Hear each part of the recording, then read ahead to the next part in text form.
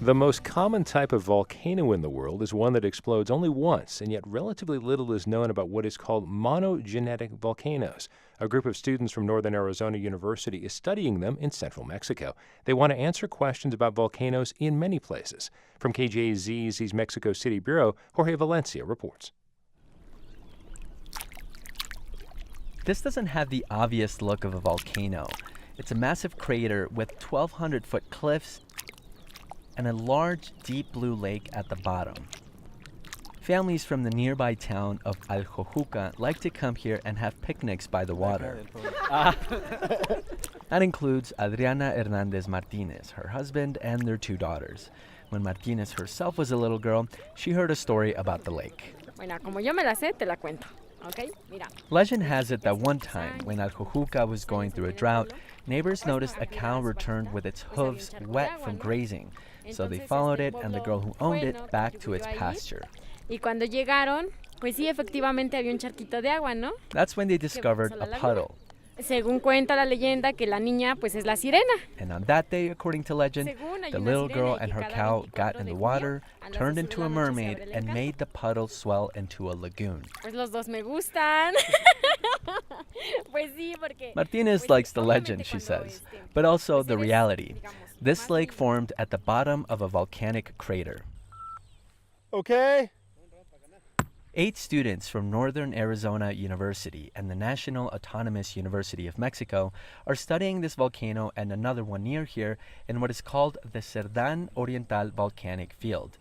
They want to figure out exactly what's beneath the surface, and that, in turn, will help them better understand why the volcanoes look the way they do above ground. Okay.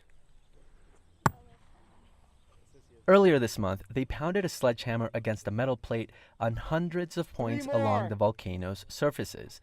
They also used sophisticated magnets to measure the gravitational pull and the electrical resistance at different points. Dos más. Ryan Porter is an assistant professor of geophysics at Northern Arizona University. He helped interpret the data they generated with the hammer.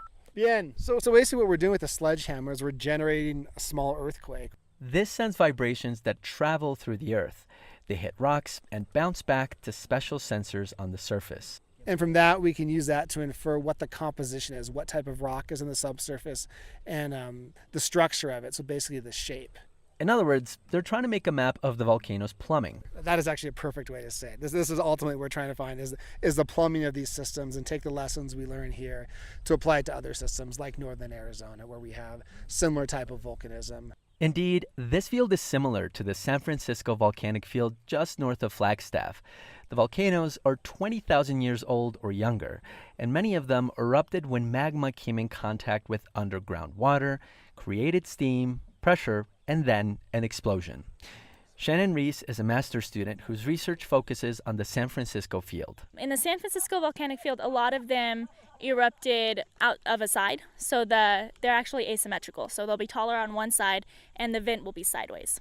Which helps explain why volcanoes come in so many different shapes.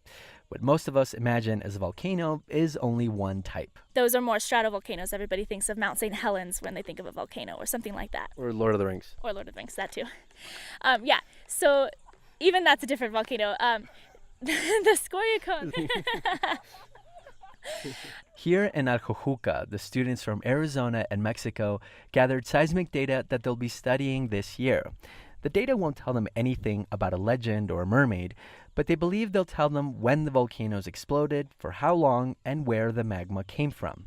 With that, they hope they can better explain why the surface looks the way it does here in Arizona and elsewhere. Jorge Valencia, KJZZ News, reporting from Puebla, Mexico.